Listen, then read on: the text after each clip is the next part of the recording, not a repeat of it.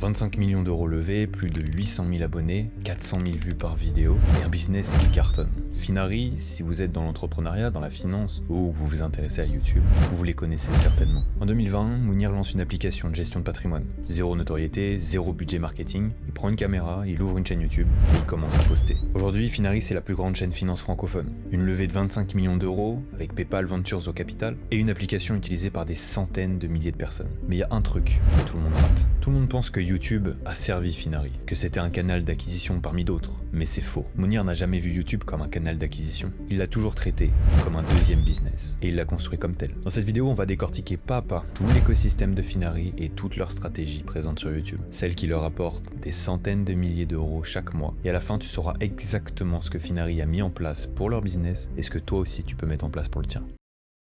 Grâce à l'application, plus de 650 000 investisseurs simplifient la gestion de leur patrimoine au quotidien. Grâce à mon livre best-seller, plus de 50 000 lecteurs se sont lancés dans l'investissement.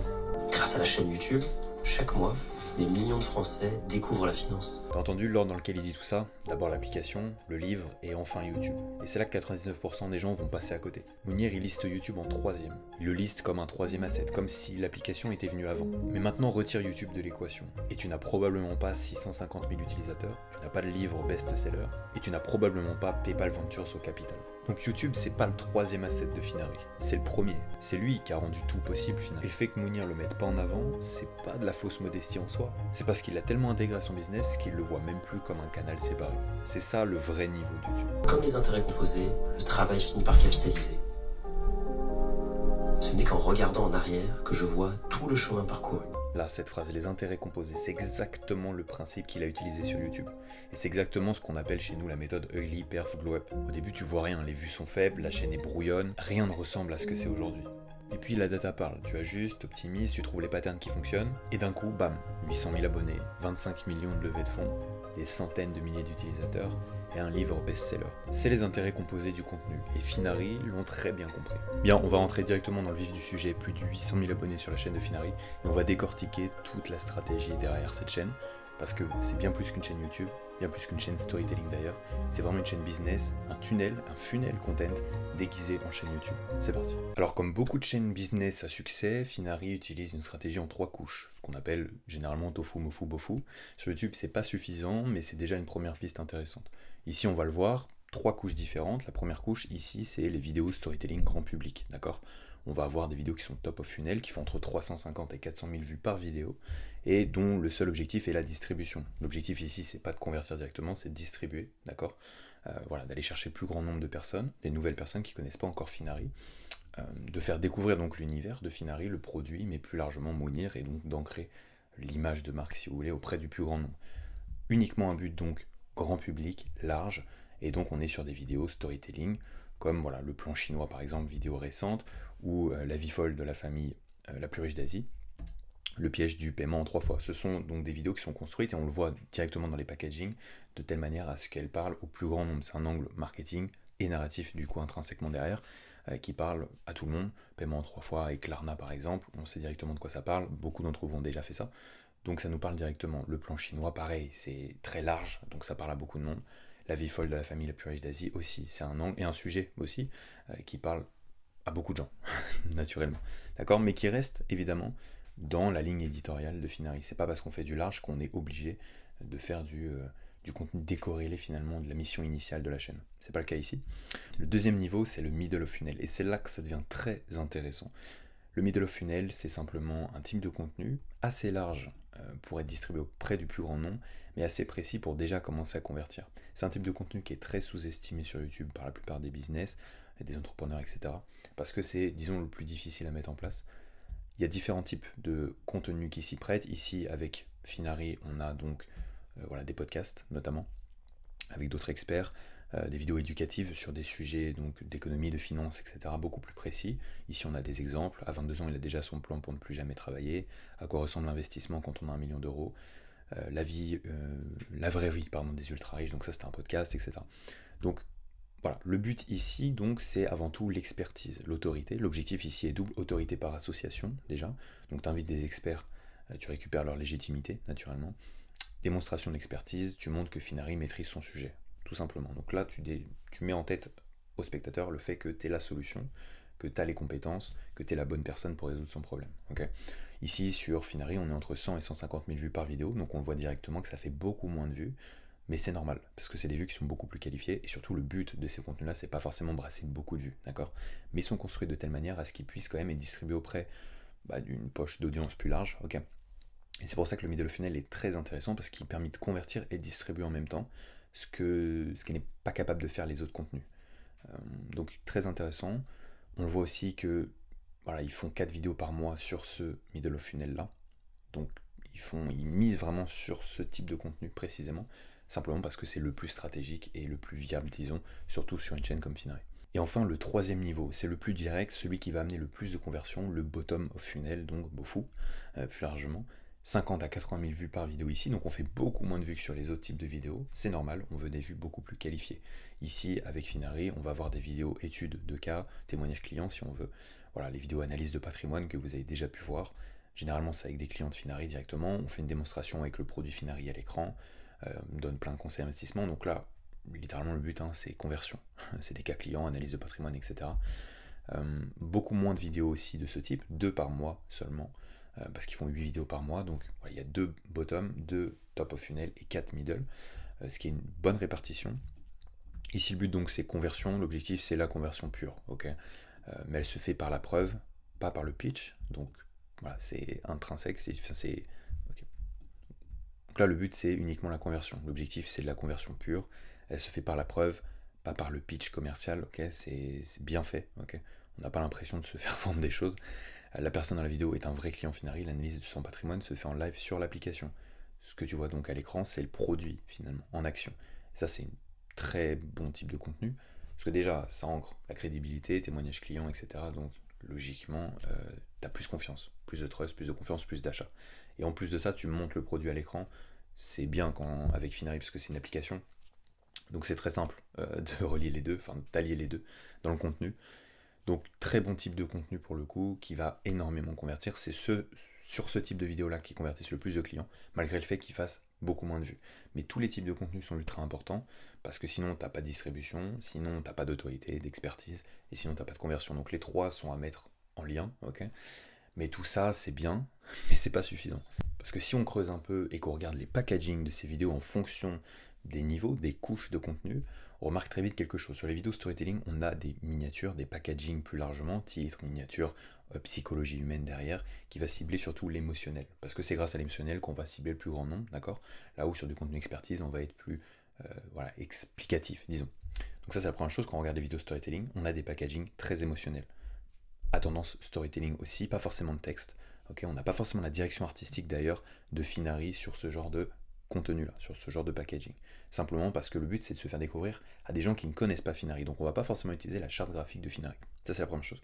Si on regarde maintenant les packaging du middle of funnel, on remarque qu'elles sont beaucoup plus sobres, beaucoup plus expertes. Okay, on a déjà une direction artistique qui est beaucoup plus établie, qui revient petit à petit, vous savez, le texte noir sur fond jaune, emblème de Finari, là on commence déjà à le retrouver, mais on est vraiment sur du sobre, classique, disons, on part pas dans le storytelling, on est dans l'explicatif, éducatif, c'est des miniatures qui s'adaptent très bien à ce style de vidéo-là. Je parle de miniatures, mais c'est aussi angle marketing, levier psychologique évidemment, et puis plus largement framework de titre, etc.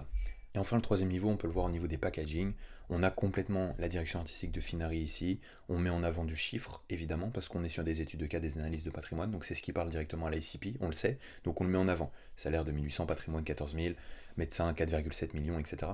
On le voit directement dans les miniatures, dans les titres, tout est construit de façon à ce que là on soit sur du beaucoup plus concret, ok, et que ça parle chiffres uniquement. C'est le principal, c'est ce qu'on doit mettre en avant finalement, parce que c'est de l'analyse de patrimoine, donc ça va de soi, ok. Donc c'est très intéressant de voir qu'il y a une hiérarchisation esthétique et psychologique aussi dans les packaging en fonction des niveaux de conscience du prospect et aussi du niveau du contenu, évidemment. Donc juste avec ça, on remarque qu'on n'a pas une chaîne YouTube, on a un vrai funnel de vente déguisé finalement en média, si on veut, autour de l'image de marque de Finari, donc de Mounir plus largement. Mais on est vraiment sur un funnel de vente bien construit, bien ficelé. Et maintenant, la pépite cachée de Finari, une stratégie que peu de personnes mettent en place encore en France. Quelques chaînes le font, mais c'est surtout fait aux US. Ça commence à arriver petit à petit, une stratégie que toi aussi tu peux mettre en place et qui est exceptionnelle, littéralement. La chaîne secrète de Finari, que vous avez peut-être vu passer, peut-être pas parce qu'elle compte que 8000 abonnés en l'occurrence, c'est Finari Clip. Tout simplement, ils utilisent ici une stratégie de clipping horizontal où ils vont reprendre les clips de leur podcast. Le concept, il est très simple. Alors déjà, il apporte plusieurs bénéfices à ça. La première chose, c'est la distribution. C'est du contenu en plus sans produire plus de contenu. Tu repostes du contenu sur une chaîne secondaire avec du contenu que tu as déjà fait. Tu le découpes juste, tu fais du clipping horizontal. C'est pas du vertical, c'est du horizontal. Et tu le fais sur une chaîne annexe. Ça va amener beaucoup plus de distribution, beaucoup plus de trafic. Okay. La deuxième chose, c'est l'expertise. Parce que là, c'est des sujets qui vont être beaucoup plus précis. Dans un podcast d'une heure, 1h30, on explore plein de sujets. Sur des clippings horizontales, des clips de 10, 15, 20 minutes. On isole donc les sujets de ce podcast-là. Donc forcément, ça parle directement plus à l'ICP, parce qu'il y a des gens qui vont être du coup intéressés par tel ou tel sujet. Des sujets donc, qui sont isolés, machine d'itération ugly, si on veut. On isole les sujets, et ensuite on peut les répliquer derrière dans différents types de formats, si jamais ils ont fonctionné. Donc ça permet aussi d'avoir un laboratoire d'itération en termes de sujets, de patterns aussi, donc dans les packaging, etc. Et même en termes d'expertise, voilà, tu multiplies les points d'impact auprès de ton audience, notamment quand tu as un podcast et des invités, voilà, ton autorité par association, si tu veux, expertise par association, elle est démultipliée. Et enfin, le troisième but, c'est conversion, parce que le podcast, en l'occurrence, c'est un contenu middle of funnel qui crée le plus de trust, évidemment, et donc potentiellement le plus de conversion. Donc ça améliore les conversions via donc, les redirections directement, avec des liens traqués, etc., sur la chaîne principale. Okay, c'est un effet top of mind aussi, parce que tu multiplies le point d'impact, donc les gens tombent de plus en plus en tête, dès qu'ils ont un problème, ils pensent à toi directement. Et plus largement, comme c'est des mini-clips de podcast qui ont déjà un but, parce que voilà, le podcast, c'est un contenu middle funnel qui a quand même un gros taux de conversion par rapport aux autres, simplement parce que, comme je le disais, ça crée énormément de trust. Le fait que tu aies des clips de ça, ça multiplie les chances de conversion directe vis-à-vis des vidéos, ok. Mais plus largement, ça l'augmente sur la chaîne principale, mécaniquement. Et le concept, il est simple. Ici, on a l'exemple avec directement Marc Toiti, ok. Podcast qui a été posté il y a 5 mois, d'1 heure, 1h30, donc là, 54 minutes en l'occurrence, sur la chaîne Finari principale. Et de cette vidéo, on en a fait plusieurs clips, voilà, 5 au total ici, qui ont été postés sur la chaîne Finari Clip, en l'occurrence, avec donc des clips de 10 à 20 minutes, qui parlent tous d'un sujet différent, qui ont été traités dans le podcast principal, ok. Mais ici, on a donc des sujets isolés. Et ça permet de faire de l'itération, comme je disais, d'accroître les points de contact. Alors ici, on a des clips qui font 3000, 4000 vues, 10 000 vues quand même ici, attention, 17 000, donc c'est pas rien du tout. Même si l'épisode principal a fait 230 000 vues, on multiplie quand même les vues sur ce podcast-là, alors qu'on l'a posté qu'une fois en entier, plusieurs fois en petits clips. C'est des clips donc qui vont faire entre 2, 3, 4, 10, 15 000, 20 000. Parfois ça peut partir viral et faire beaucoup plus de vues que le podcast initial d'ailleurs. Et c'est ultra intéressant aussi pour amener du trafic sur le podcast initial plus long et donc faire une espèce de tunnel, escalade, bref, une vraie stratégie en écosystème. Et c'est ultra intéressant de le mettre en place parce que peu de personnes le font encore en France. Ça commence à arriver petit à petit. Il faut s'y mettre dès maintenant. Si vous avez un podcast, vous devez faire ça, c'est obligatoire. Alors on entend partout la même chose. Sur YouTube, il faut poster tout le temps. Il faut poster sur tous les réseaux. Il faut faire du short, du long form. Il faut faire du podcast. Il faut mettre en place des stratégies de contenu, il faut un meilleur montage, il faut un meilleur motion, il faut un meilleur script, etc. Ton contenu n'est pas assez bon, c'est pour ça que ça perce pas, etc. Tout ça, c'est partiellement vrai, mais Finari a dit non à tout ça. Ils ont choisi un canal principal, YouTube, la chaîne principale de Finari.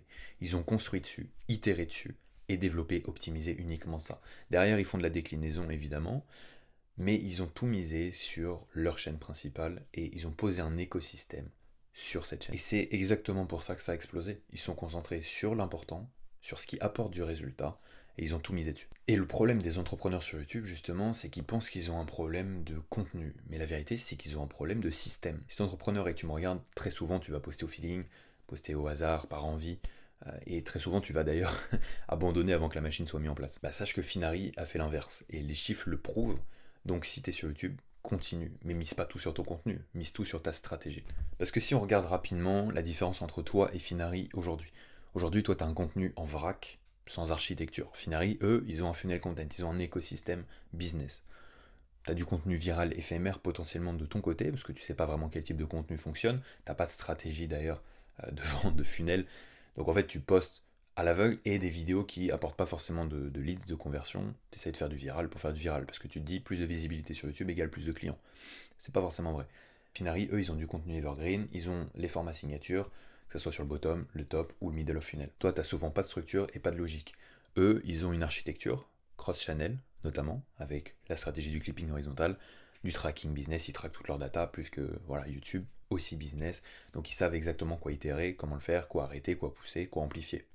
Toi, tu vois YouTube comme une machine de visibilité, et c'est partiellement vrai, mais il ne faut pas se reposer que sur ça. Finari, eux, ils voient YouTube comme une machine de conviction, de conversion, d'autorité, et une machine finalement qui va faire croître leur premier business, à savoir Finari, donc l'application. Okay, Mounir, il l'a bien compris, et c'est pour ça qu'il mise tout sur YouTube. Toi, souvent sur YouTube, tu vas d'abord miser sur le produit et ensuite sur l'audience. Mais ça, c'est une grosse erreur sur YouTube et sur le marché en général, parce que c'est le marché qui dicte. Donc c'est les gens. Okay, et sur YouTube, c'est l'audience. Finari l'ont compris, ils misent d'abord sur l'audience et ensuite sur le produit. Okay, donc ils vont itérer auprès de l'audience ce qui fonctionne, ce qu'ils aiment regarder. Et derrière, ils vont décliner, itérer, systématiser ce qui apporte du résultat parce que l'audience approuve ce genre de choses. Toi, souvent, tu vas tester au feeling. C'est une grosse erreur parce que quand tu as un business, tu peux pas faire les choses au hasard. Finari, eux, l'ont compris évidemment. Ils misent tout sur la data. C'est la data qui décide en fait de leur business YouTube et de comment ils vont piloter la chaîne. Et pour faire tout ça, ils ont utilisé des procédés et une méthode que chez nous on appelle Ugly Perf Glow Up, d'accord? C'est une méthode par laquelle tu es obligé de passer si demain tu veux faire de ta chaîne un vrai business et un levier d'acquisition pour ton premier business. Première chose, la phase Ugly. On va faire ce qui marche. Globalement, on doit tester, itérer. C'est là où tu comprends clairement, où tu mets l'audience d'abord, comme je disais tout à l'heure. C'est là où tu comprends ce qui marche auprès de ton audience. La deuxième phase, c'est la phase perf. On analyse, on identifie, on justifie nos choix et on ne garde que ce qui fonctionne. C'est la phase la plus importante, c'est là où tu identifies ce qui fonctionne, c'est là où tu fais parler la data, où tu dois analyser, interpréter, mettre en place des solutions s'il y a des problèmes, évidemment. Mais c'est dans cette phase-là où tout se joue. Okay, ça va permettre finalement cette méthode de plus avoir de chance et de hasard. Voilà, on met tout vraiment au service de la chaîne par la data. Et la troisième phase, c'est la phase glow, la plus facile, disons. Une fois que le travail est mis en place, on standardise, on amplifie, on systématise ce qui a été prouvé comme fonctionnel. Et grâce à ça, on va systématiser les performances, faire croître la chaîne, le business, tout va aller dans le bon sens. C'est un cycle, parce qu'après, il faut réitérer. Il y a un petit piège quand même dans lequel Finari peut tomber, je vais vous en parler juste après, donc restez bien jusqu'à la fin de cette vidéo. Parce que même si c'est très bien ficelé, ils peuvent faire encore une erreur qui va brider la croissance de leur chaîne et de leur business. Alors, comment appliquer la stratégie de Finari? Très simple. Donc, premièrement, tu vas partir de ton business, de ton ICP. Il faut que tu connaisses à qui tu vends. Okay, c'est ultra important sur YouTube. Psychologie, donc, connaître la psychologie humaine, savoir déclencher le levier psychologique, notamment par les packaging. Okay, parce que c'est là où tout se joue, 80% de la performance vient des packaging, on va pas le répéter, mais donc c'est là où finalement tout se joue en termes de psychologie humaine, de clics et de vente. C'est réellement le cas et c'est très sous-estimé par beaucoup de gens. Funnel content, évidemment, tu vas devoir mettre en place une stratégie de contenu adaptée à ton ICP et à ton business. Et format signature, tu vas devoir développer des formats qui te différencient de tous tes concurrents dans ta niche, ou pas d'ailleurs, mais sur YouTube plus largement. Ensuite, tu vas rentrer dans la phase, ce qu'on appelle chez nous, ugly, d'accord? Ici, tu lances, tu produis, tu testes à volume, ok? Pas de perfection, juste du signal. La question clé que tu dois retenir de cette phase, qu'est-ce qui fait réagir et acheter mon audience? Comme je te l'ai dit tout à l'heure, on met l'audience au centre de tout, parce que dans le business, en règle générale, c'est le marché qui décide. Sur YouTube, c'est l'audience qui décide. Ensuite, tu vas rentrer dans la phase perf. La data va te parler, tu vas évidemment l'écouter, tu vas analyser, interpréter et traquer globalement toutes les datas. C'est là où tout se joue, vraiment. C'est la data qui fait croître un business, on le sait. Sur YouTube, c'est la même chose. Tu vas donc identifier tes formats, tes patterns, tes sujets, globalement, voilà, tes packaging, les types de packaging qui fonctionnent, tel ou tel type de montage, tel ou tel type de hook, etc. Globalement, tes winners, ok? Et tu vas optimiser derrière. Évidemment, quand ça fonctionne pas, tu mets de côté. Quand ça fonctionne, tu mets de côté pour standardiser plus tard. Quand ça fonctionne moyennement, tu réitères. C'est exactement ce qu'on fait chez nous, mais toi, tu dois le faire sur ta chaîne. Troisième phase, la phase glow, la plus intéressante, celle qui fait tilter la plupart des entrepreneurs parce qu'ils veulent tout de suite une direction artistique, un beau montage, etc. Mais tout ça, tu dois le baser sur des patterns qui ont déjà fonctionné. Donc tu construis l'identité sur ce qui marche, tu standardises, tu systématises, tu scales derrière. Tu amplifies donc sur de l'itération continue, exemple avec le clipping horizontal. Et à la fin, tu te retrouves avec un deuxième business qui tourne pour le premier. Et ça, c'est ultra puissant. Tu sais enfin quoi faire et pourquoi. Tu pilotes vraiment ta chaîne YouTube. Tu fais du cash et tu peux scaler ton business. Tu sors du hasard. Tu as enfin un ROI qui est stable, constant et intéressant. Et tu as un écosystème complet qui fonctionne pour toi, dans lequel ton contenu vit seul et se nourrit seul. Et c'est ultra important. Et dans lequel, dès que ton audience rentre dedans, ton prospect rentre dedans, c'est comme une toile d'araignée, en fait, il n'en sort jamais. Okay, il va directement vers ton produit. Et maintenant, le verdict, on est sur du 9,3 sur 10. On est quasiment sur du parfait. Il y a 2 points quand même sur lesquels il va falloir faire attention, qu'on va voir directement. La première chose, c'est la chaîne Finari, dans le sens où le potentiel de distribution via clipping horizontal est massivement sous-exploité. À l'heure actuelle, ils ont une vidéo, voilà, toutes les semaines, à peu près, ils font 1 ou 2 vidéos par semaine. Ils pourraient faire beaucoup plus de volume, parce que ils ont le volume déjà sur la chaîne principale, ils ont la qualité de contenu déjà, il manque juste d'appuyer sur ce levier pour faire plus de volume en fait sur cette chaîne YouTube, peut-être même décliner en clipping horizontal d'autres formats que juste le podcast, ok. Donc voilà, c'est vraiment le problème, disons, sur cette chaîne, dans le sens où elle est sous-exploitée. Maintenant, ça va pas changer beaucoup de choses par rapport à la note, disons, mais c'est de l'optimisation qui peut être faite assez rapidement d'ailleurs, puisqu'ils ont déjà tout en fait de près. Et le deuxième point, c'est ce que j'appelle la couronne de laurier. Le jour où Finari arrête de se challenger, leur audience sera saturée, leurs performances vont plafonner, leur croissance sera bridée.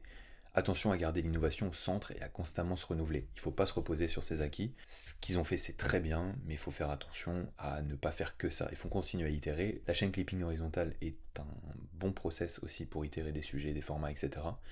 Mais aussi continuer à repasser par ces phases ugly perf, notamment, pour aller chercher d'autres choses, d'autres formats, d'autres sujets, d'autres types de contenus, peut-être revoir la stratégie aussi au niveau des tofu bofu bofu, comme on appelle ça, et peut-être faire différemment, tout simplement, au niveau des rythmes de vidéo aussi, peut-être en faire plus. Bref, il y a des choses encore à itérer, avec d'autres formats par exemple du IRL, ça peut être ultra intéressant, des micro-trottoirs, etc. Il y a plein de choses qu'on pourrait mettre en place, ok. Mais globalement, c'est un solide 9,3 sur 10. Clairement, Finari, c'est des génies du système, 2 optimisations qui sont quand même possibles, mais honnêtement, pas grand monde à ce niveau-là en France, il faut le dire. Il y a peu de chaînes YouTube actuellement en France qui ont ce niveau et cette rigueur-là. Il y en a quelques-unes d'autres qu'on analysera par la suite, mais clairement, personne ne fait ce niveau de rigueur, ce niveau en termes d'écosystème. Clairement, c'est ce que vous devez mettre en place dans votre business pour que ça fonctionne bien, et à savoir que c'est pas si compliqué que ça. Donc écoute, si tu es entrepreneur et que tu veux enfin piloter ta chaîne YouTube pour servir ton premier business, que tu veux arrêter de faire les choses au hasard, enfin avoir un ROI qui est intéressant, arrêter de dépenser dans du montage à la con, mais enfin avoir un retour sur investissement, avoir des leads toutes les semaines, tous les mois, des clients aussi, des dizaines, des centaines de clients. Écoute, t'as un lien en description directement, tu réserves un appel avec moi, c'est 30 minutes, c'est gratuit, à l'issue duquel tu sortiras avec le Glee Test et une roadmap. Le Glee Test, c'est simple, on gère ta prochaine vidéo de manière totalement gratuite.